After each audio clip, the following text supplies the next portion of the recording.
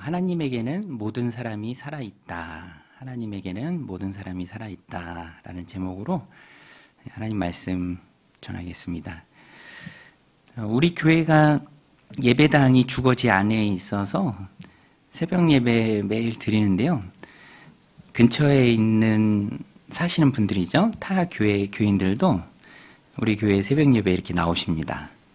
너무 감사하죠. 기도의 자리를 채워줘서 함께 기도할 수 있음에 감사합니다. 다양한 분들이 쭉 오시기도 하고 하는데요. 간혹 가다가 어떤 분들은 독특한 분들이 계세요. 나쁜 의미는 아닙니다. 절대.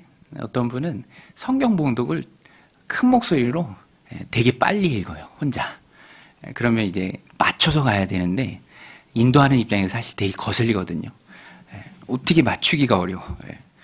애써 포인트를 넣어도 쭉 먼저 나가요. 고속으로 나가. 그러면 참 거슬리고 헷갈립니다. 그런데 제가 이렇게 보면 다들 순수하셔서 그래요. 몰라요. 본인이 빨리 나가는 걸. 아마 아무도 얘기를 안 해줬을 거야. 그 어떻게 얘기해? 좀 천천히 읽으라고 그러잖아요. 아무도 얘기 안 해주니까 모르고 계속 지속적으로 꾸준히 빨리 나갑니다. 같이 읽어야 되거든요. 또박또박 같이 읽어야 됩니다. 그런데 누가 얘기해 주지 않았을 뿐이지 얘기해 준다면 금방 깨닫고 바로 수정이 가능합니다. 그런 거는. 그죠? 근데 오늘 본문에 보면 본인도 모르고 특별히 자기 자신이 만들어낸 커다란 확신, 신념이라고 할 수 있죠. 그 신념에 가득 차서 주변이 안 보이고 나만 옳고 당신은 틀렸고 내 말이 맞고 이게 온전한 방법이다, 길이다 이렇게 생각하는 사두개인들이 나옵니다. 사두개인. 당시 여러 유대교 분파 중에 하나였어요. 사두개인. 다윗 시대 사독 제사장의 후예들로 봅니다. 거기서 이제 이름이 유래했다고 봐요. 사두개인. 바리새인과 더불어 양대 산맥을 이루는 종교 지도자 그룹이었어요. 다수가 사두개파의 사람들이었습니다. 이들은 힘이 있었어요.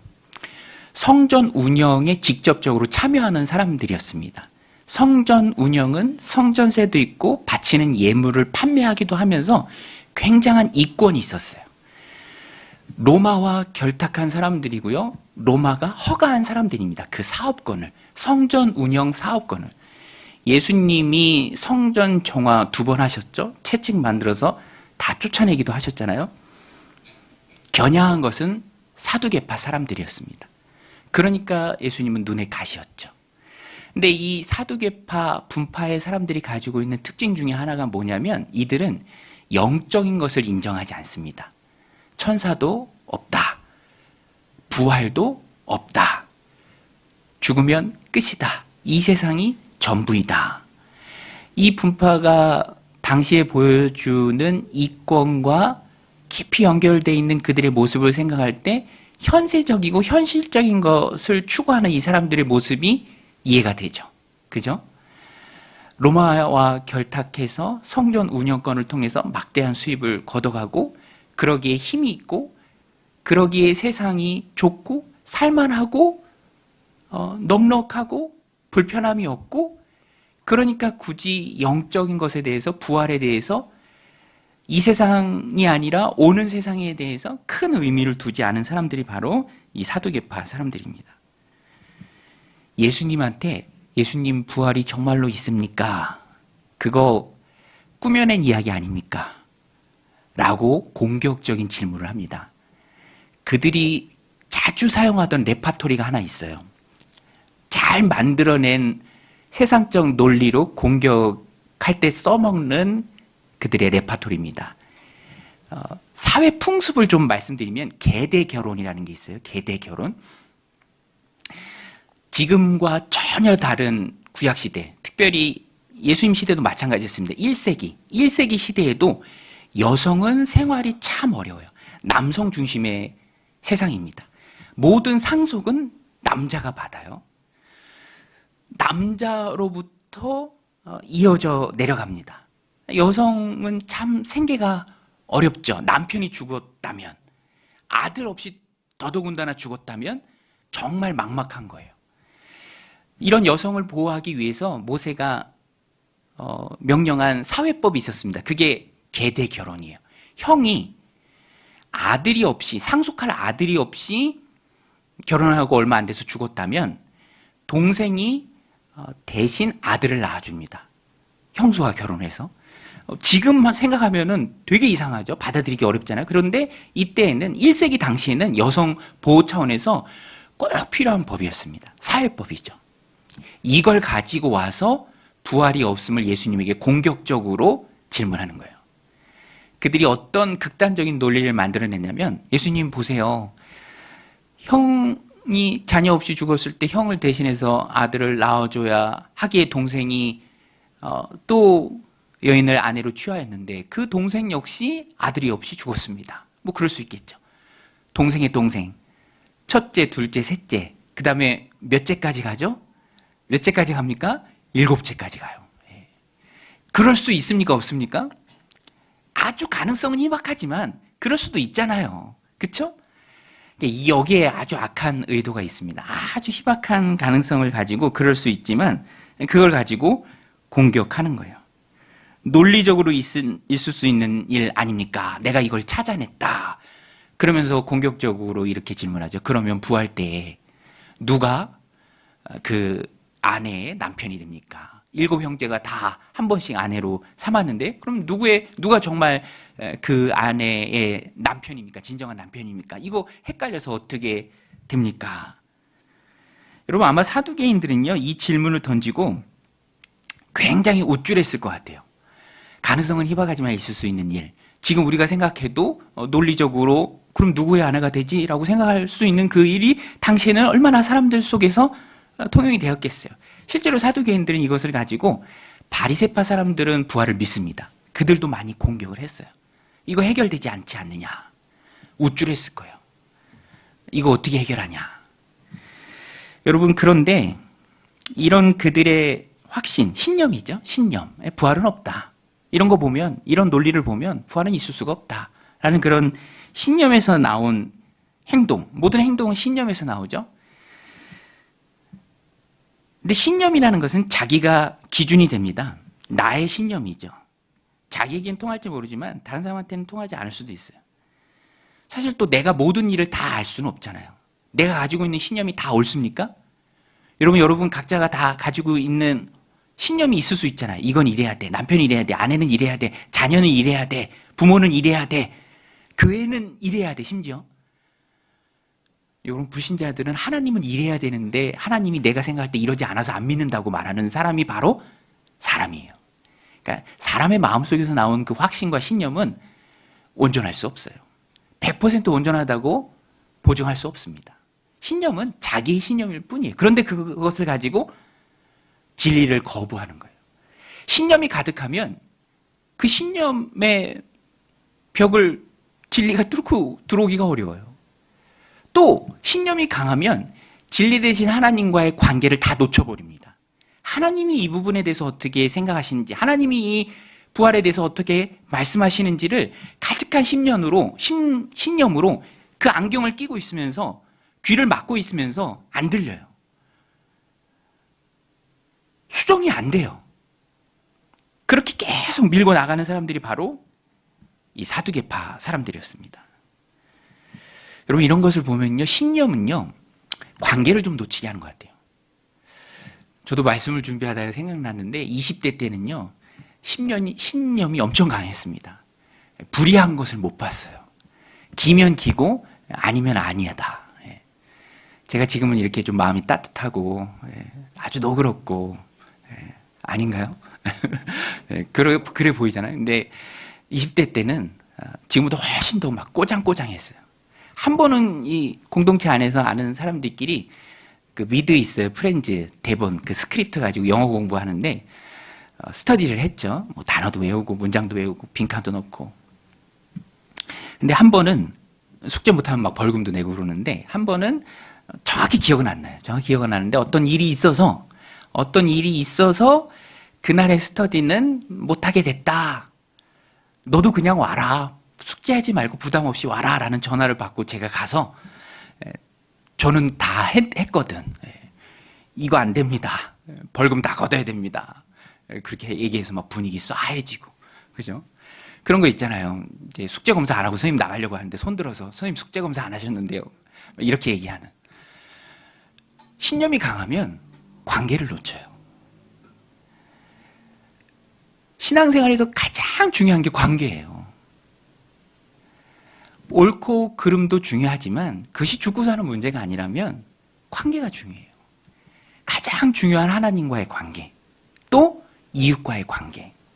절대로 그 관계를 내가 가지고 있는 신념, 그 알량한 신념, 그 흔히 말하는 개똥 철학으로 깰 수 없다라는 거예요. 예수님도 하나님과의 관계 속에서 그들의 질문 자체가, 그들의 부활에 대한 이해가, 전제가 처음부터 완전히 잘못됐다라는 것을 하나님과의 관계 속에서 설명해 줍니다. 하나님과의 관계보다 세상과의 관계가 더 내 안에 커지고 영향력이 커지고 나조차도 영향을 받으면 안타깝지만 하나님과의 관계는 계속 쪼그라듭니다. 쪼그라들어요. 나중에는 믿음의 휘발성이 있어요. 다 날아가 버립니다. 가득한 것 같았는데, 많은 것 같았는데 언제 그랬냐는 듯이 내 안에 커진 세상과의 관계 속에서 내 안에 자꾸만 커진 무서운 괴물처럼 자란 나의 신념 때문에 믿음과 신앙과 사랑하는 하나님에 대한 내 마음이 쪼그라들 수밖에 없어요. 그거를 표본적으로 딱 보여주는 게 바로 이 사두개파 사람들입니다. 사두개인들이에요. 가장 가까울 수밖에 없는 하나님 섬기는 그 성전에서 모든 업무를 도맡아 하지만 하나님과의 관계는 쪼그라들었어요. 사실 그들이 원하는 거는 그것을 통해서 얻는 유익입니다. 지극히 현세적이고 현실적인 사람들. 그러다 보니까 아마 부활도 영적인 것도 거추장스럽고 불편하게 다가왔는지 모릅니다. 너무 잘 살면, 너무 평안하면, 너무 부자이면 신앙은 쪼그라들어요. 그래서 하나님이 우리를 부자로 안 만들어 주시는 것도 복인 것 같아요. 그죠? 돈 가지면 여기 안 나올 분들 되게 많습니다. 무슨 교회냐, 여기가 천국인데 무슨 또 천국이 또 있냐.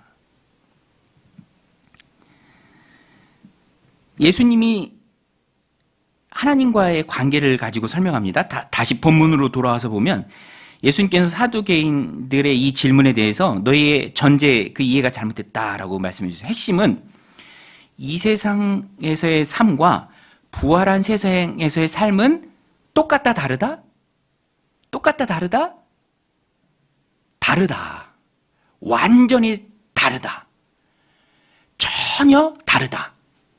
이 세상에서야 세상 사람들이, 세상의 자녀라고 하는 사람들이 시집가고 장가가고 아이 낳고 뭐 입학하고 시험도 보고 취업도 하고 사업도 하고 뭐 다 하지만 그 연장선상에 있는 것이 부활의 삶이 아니다. 전혀 새로운 삶이다. 이렇게 말합니다. 지금이야 시집가고 장가가지만 부활하면 천사와 같다. 다시는 죽는 일이 없다. 물론 이 말씀만 가지고 부활한 삶에 대해서 우리가 구체적으로 다 이해할 수 있는 건 아니에요. 시집가고 장가가는 것은 이 세상에서만 하고 천국에서는 안 한다. 그러면 내 배우자를 천국에 가서 알아볼까 못 알아볼까? 이거 준비하다가 한참 생각해서 그죠? 네. 알아볼까? 못 알아볼까? 네. 뭐 그렇게 깊이 들어갈 필요는 없어요. 본문이 말한 핵심 그게 아닙니다. 핵심은 완전히 다르다라는 거예요. 우리 한번 따라서 할게요. 완전히 다르다. 연장선상에서 생각한 그 전제가 아예 잘못됐다라는 것을 예수님께서 말씀하시는 거예요.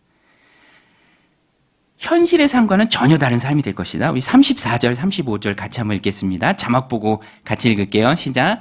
예수께서 이르시되 이 세상의 자녀들은 장가도 가고 시집도 가되 저 세상과 및 죽은 자 가운데서 부활함을 얻기에 합당히 여김을 받은 자들은 장가가고 시집가는 일이 없으며, 부활을 얻기에 합당하다고 여김을 받은 사람들, 즉 부활한 사람들의 세상에서는 시집가고 장가가는 게 없다. 이 말이 의미하는 것은 세상에서의 연장선상에서 천국을 이해하니까 그런 엉터리 같은 질문으로 천국이 없다라는 결론에 이르는 너희의 오류를 예수님께서 지적해 주신 것입니다. 그러니까 이런 질문 자체에도 그들이 얼마나 현세적인가, 그죠? 얼마나 세상에 푹 빠져 있는가. 질문도 다 현세적이에요. 그러니까 하나님 주시는 그 진리를 받아들일 그 마음의 밭이 아예 준비가 안 돼 있는 거예요. 현실적이고 현세적인 것에만, 현실에만 깊이 뿌리 내린 그들의 삶이기 때문에 도무지 영적인 것이 치고 들어올 틈이 없는 이 사두개인들의 모습입니다. 그러나 직업은 성전 관리하는 사람이에요. 너무너무 안타깝죠. 그러면서 예수님께서 말씀해 주십니다. 모세의 가시떨기 나무에 관련해서 나오는 말씀을 들려주세요. 이 사두개파 사람들 모세 오경만 받았어요. 모세 오경만 진리로 받았습니다. 그러니까 모세 오경은 너무나도 익숙한 사람들이에요. 달달달 외우는 사람들이에요. 그런데 엄청나게 큰 것을 놓쳤죠. 오늘 이 말씀에 부활 논쟁의 결론이 담겨 있습니다. 우리 37절, 38절 같이 한번 읽겠습니다. 한 목소리로 시작. 죽은 자가 살아난다는 것은 모세도 가시나무 떨기에 관한 글에서 주를 아브라함의 하나님이요 이삭의 하나님이요 야곱의 하나님이시라 칭하였나니 하나님은 죽은 자의 하나님이 아니요 살아있는 자의 하나님이시라. 하나님에게는 모든 사람이 살아야 있느니라 하시니. 여러분, 하나님은 죽은 자의 하나님이 아니요 산 자의 하나님이신 줄로 믿습니다. 오늘 말씀의 제목이 여기서 나왔어요. 모든 사람은 하나님 앞에 살아있다. 하나님 앞에서는 모든 사람이 살아있다. 여러분, 아브라함은요 BC 2000년도쯤의 사람이에요. 대략 BC 2000년도. 모세는 BC 1500년도. 다윗은 BC 1000년도. 이렇게 좀 설정하고 가면 좋습니다. 그럼 아브라함 아들 이삭, 그의 아들 야곱, BC 1500년 모세 입장에서 보면은 500년 전 사람들이잖아요. 그죠? 500년, 400년 전. 이미 죽었습니까? 안 죽었습니까? 이 부분이 되게 중요한데 집중력이 막 흐트러지고 있어요. 이미 죽었습니까? 안 죽었습니까? 이미 모세 입장에서 이미 죽었죠. 우리 입장에서 모세도 이미 죽었죠. 근데 성경 읽어보면 아시겠지만 관용구처럼 계속해서 등장하는 말이 바로 아브라함의 하나님, 이삭의 하나님, 야곱의 하나님입니다. 하나님은 죽은 자의 하나님이 아니세요. 산 자의 하나님이에요. 아브라함도 이삭도 야곱도 모세도 다윗도 다니엘도 많은 믿음의 조상들도 우리에게는 죽은 자이지만 하나님에게는 죽은 자가 아닙니다. 모든 사람은 하나님 앞에 산 자예요. 지나간 많은 세대들, 오고 오는 많은 세대들, 살다가 떠나간 세상에 수많은 사람들이 있지만 우리는 그들을 죽었다라고 표현하지만 몸과 영혼의 분리를 죽음이라고 이해하지만 그것은 우리의 언어일 뿐이지 하나님의 언어가 아닙니다. 하나님 앞에서는 모두가 산 자예요. 그 내용을 제가 오늘 말씀을 통해서 말씀드리는 겁니다. 여러분, 하나님에게는 모든 사람이 살아있습니다. 죽음이 이 땅에서는 관계의 끝을 의미합니다. 아무리 사랑하는 사람이라 할지라도 죽으면, 한 사람이 죽으면, 상대방이 죽으면 그 관계는 이 세상에서는 끝나요. 그렇죠, 여러분? 그러나 하나님과의 관계는 죽음 이후에도 계속됩니다. 죽은 당사자도 마찬가지고 앞으로 죽을 우리도 마찬가지예요. 하나님과의 관계와 세상 사람들과의 관계는 전혀 다릅니다. 죽음으로 끝나는 관계는 세상 사람들과의 관계예요. 그렇지만 하나님과의 관계는 끝나지 않습니다. 분리일 뿐, 죽음이 분리일 뿐, 죽음 이후에도 남아있는 게 있어요. 히브리서 9장 27절 우리 같이 읽겠습니다. 한 번 죽는 것은 그 후에는 심판이 있으리니. 이 말씀도 단어마다 참 와닿는 의미가 다 다른데요. 또 어떤 때에 어떤 단어가 많이 와닿기도 하는데 이 말씀 준비하면서 저는 그 후에는 이라는 말이 참 마음에 와닿았어요. 그 후에는 after that, 그 후에는 죽음 그 이후에는 여러분 죽는 게 끝이 아닙니다. 죽음 그 이후에 삶이 있어요. 이 말을 우리가 마음에 새겨야 합니다. 실제 하는 것 앞에서는 내 마음가짐을 바꾸는 게 중요해요. 그렇죠, 여러분? 내 신념은 절대로 진리를 넘어설 수가 없어요. 내가 믿지 않는다고 그것이 없어지는 거 아닙니다. 내가 믿는다고 없던 게 생겨나는 것도 아니에요. 죽음 이후의 삶은 실제합니다. 거기에는 어떤 개인의 신념이나 철학이 통할 여지가 없어요. 진리 앞에서는 나를 바꿔야 돼요. 내 마음을 바꿔야 돼요.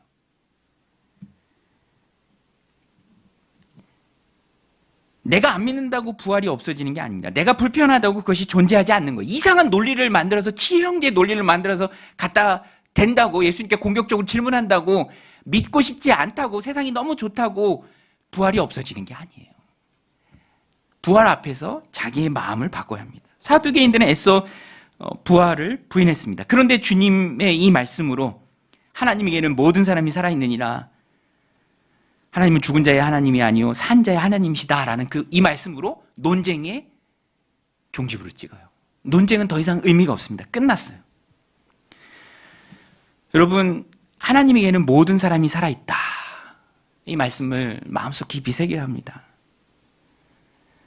세상을 살아가기에, 땅을 버타면 살아가기에 거기서 요구하는 것들에 맞춰주는 기에 힘들고 어려움 때문에 영생에 대해서 눈을 감고 무감각해지고 무뎌지고 멀어질 때가 참 많은데 그 후회를 항상 생각해야 돼요.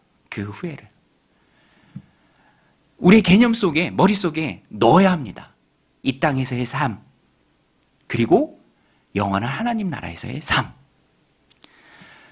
그러면은요, 이 땅에서의 삶의 준비에 있어서, 살아감에 있어서 내 마음과 생각과 태도가 있어서 확 달라집니다.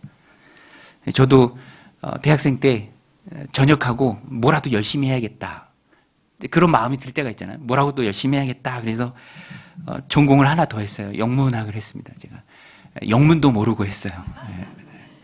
지금도 영문도 모릅니다. 내가 왜 했지? 그런데 학점을 얻어야 하는데 너무 빠듯한 거예요. 저희 학교에 야간이 있었거든요.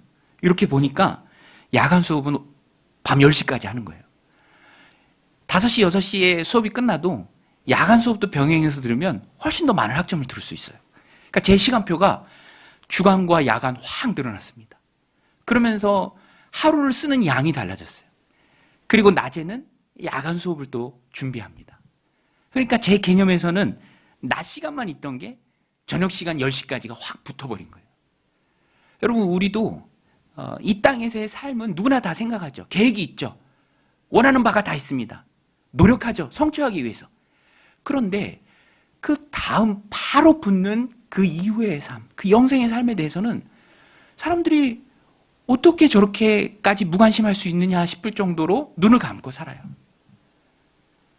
다 잘못된 세상이 만들어낸 넉마주의와 같은 가치관들 때문이에요. 자기의 잘못된 신념들 때문입니다. 그것을 사두개인들이 잘 보여주죠. 개념을 확장해야 합니다. 우리 인생의 시간표도 이 세상이 있고요, 그 다음 세상이 있어요. 그때를 생각하고 오늘을 살아야 돼요. 오늘만 살면 안 됩니다. 오늘만 산다면, 오늘만 있다면, 이 세상만 있다면 답은 뻔해요. 먹자, 마시자, 즐거워하자, 더 즐기자. 노세, 젊어서 노세. 아끼면 똥 된다. 다 그게 세상의 논리 아닙니까?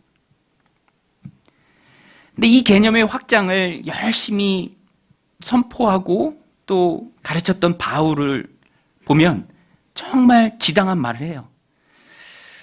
이게 주일 본문이고 마침 한 주간 나눴던 말씀이 고린도전서 15장 부활장의 말씀이에요. 또 어떻게 보니까 딱 맞아떨어졌어요. 바울이 계속 부활에 대해서 열심히 말합니다. 왜냐하면 고린도 교회 교인 중에도 고린도 교회 안에 있지만 부활을 믿지 못하는 사람들이 많이 있었어요. 그들에게 고린도전서 15장 한 장을 쫙 할애해서 부활에 대해서 쭉 설명합니다. 그러면서 바울이 말해요. 지당한 말을 합니다. 나는 날마다 죽노라. 날마다 죽노라. 여러분 죽고 계십니까? 이 세상에 찐득하게 끈적하게 붙어있어 잘못된 신념을 계속 주입해주는 세상으로부터 자꾸만 부활로 인해서 죽고 있는 삶을 살고 있습니까? 아니면 쫓아가기에 급급합니까? 여러분 잊지 마세요. 우리는 다르게 사는 사람들이에요. 그래서 바울이요, 에베소에서 맹수와 싸우는 것도 무서워하지 않고 싸웠음을 고백합니다. 15장 32절인데요. 이 말씀 우리 같이 한번 읽을까요? 시작. 내가 사람의 방법으로 에베소에서 맹수로 더불어 싸웠다면 내게 무슨 유익이 있으리요? 죽은 자가 다시 살아나지 못한다면 내일 죽을 터이니 먹고 마시자 하리라. 여러분 이게 세상의 논리입니다.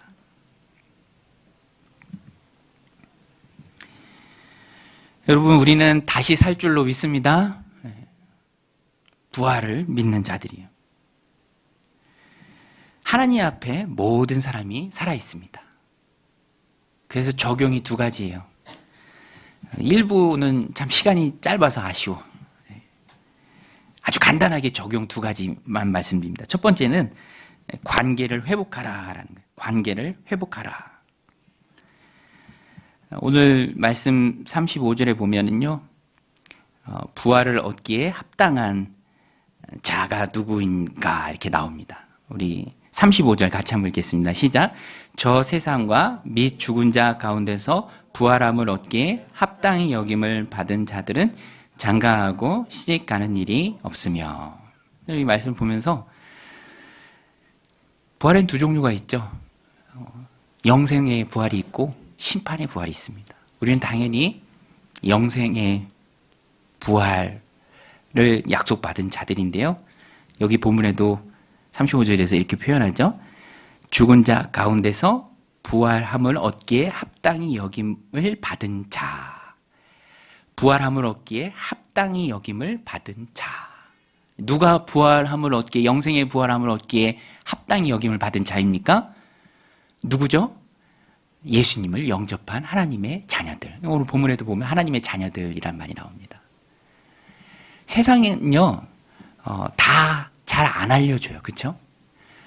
우리 학생들 시험 기간인데 시험 기간 때 다가오면 선생님들이 항상 범위를 말해주잖아요.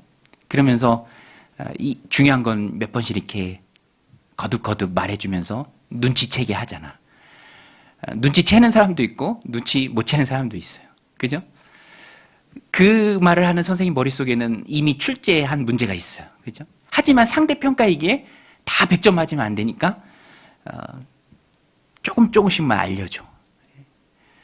그게 세상이에요. 근데 너무너무 감사한 것은 우리 하나님께서는 모든 사람이 구원받고 진리를 아는 데 이르기를 원하십니다. 물론 사람을 만들 때 허락한 자유의지 때문에 믿는 사람이 있고 끝까지 믿지 않는 강박한 사람이 있을 수는 있지만 하나님의 마음은 그게 아니에요. 절대평가예요.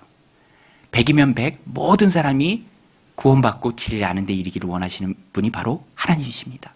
그래서 구원받기에 부활 얻기에 합당히 여김을 받는 그 조건에 대해서 명백하고 분명하고 확실하고 아주 클리어하게 성경을 통해서 말씀해 주십니다. 예수님을 영접하는 거예요. 우리 요한일서 5장 15절인데요. 제가 읽어드리도록 하겠습니다. 아들이 있는 자에게는 생명이 있고 하나님의 아들이 없는 자에게는 생명이 없느니라. 주님께서 이 말씀을 해주십니다.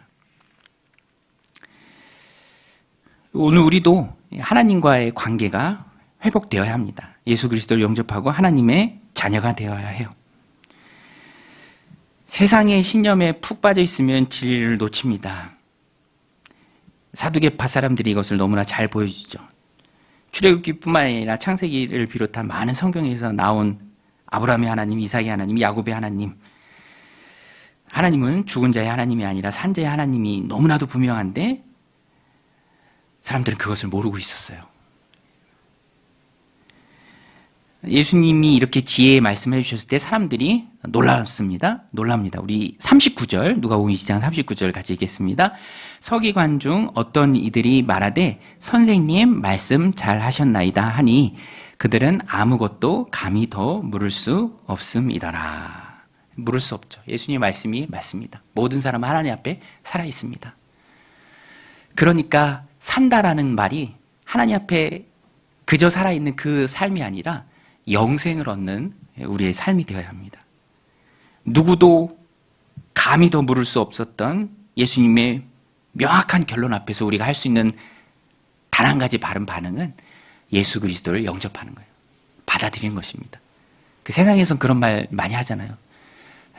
저는 설교할 때 이렇게 험한 말 쓰는 거를 별로 안 좋아하는데 세상의 표현을 좀 빌려서 하면은 신념 말하지 말고 세상 가치관 말하지 말고 개똥처럼 말지 말고 닥치고 순종, 닥치고 영접, 수용, 누구도 감히 더 물을 수가 없었습니다.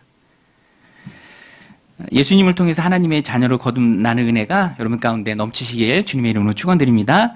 또 한 가지 우리는요, 천국 백성으로서의 삶을 살아갈 때 다른 목적을 가지고 살아가야 합니다. 다른 목적을 가지고 살아가야 돼요. 구원함을 얻기에 합당히 여김을 받은, 부활하기에 합당히 여김을 얻은 백성들과 대비되는 반대 개념은 세상의 자녀들이에요. 세상의 자녀들은 어떻게 살아갑니까? 우리 35절 같이 한번 읽겠습니다. 시작. 저 세상과 및 죽은 자 가운데서 부활함을 얻기에 합당히 여김을 받은 자들은 장가하고 시집가는 일이 없으며. 자, 장가가고 시집가는 일이 있나요, 없나요? 없어요. 그 다음에 그들은 다시 죽을 수도 없나니 이는 천사와 동등이요 부활의 자녀로서 하나님의 자녀입니다. 여러분 이 말씀을 보면은 세상의 자녀들, 세상의 사람들이 살아가는 방식이 나와요. 삶의 방식. 시집가고 장가가는 거. 취업하고 아이 낳고 여러 가지 세상이 요구하는 일들을 해나가는 거. 죄의 저주 중에 하나가 바로 사람들이 자꾸만 죽으니까 해산의 고통을 통해서 또 아이를 생산해내는 거죠. 근데 천국엔 그게 없어요. 죽을 일이 없거든요. 다시 죽는 일이 없습니다. 천사와 똑같아집니다. 저는 이 말씀을 보면서 그리스도인들은 세상과 다르게 살아야 한다. 세상은 이렇게 살아요. 그럼 우리 그리스도인들은 이렇게 살기는 하지만 시집가고 장가가지만 자녀도 낳고 취업도 하고 여러 가지 일들을 하지만 그 목적에 있어서는 달라야 한다라는 거예요. 다른 삶이 이미 보장되어 있기에 그 다른 삶을 오늘의 삶에서 우리가 살아내야 합니다.